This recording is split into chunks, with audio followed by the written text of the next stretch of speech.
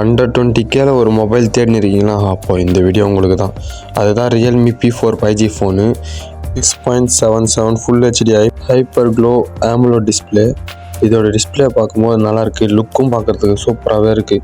Under 20Kல தரீங்கன்னா இந்த phone நல்லா worth.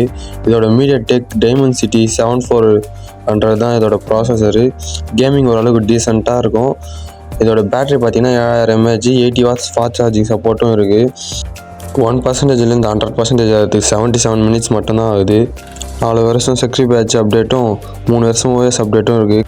9 5G pant சப்போர்ட்டும் இருக்குது. இதுக்கு ரியல்மி ஃபோனில் இப்படி ஒரு ஃபோன் இப்போ தான் லான்ச் ஆகிருக்கு.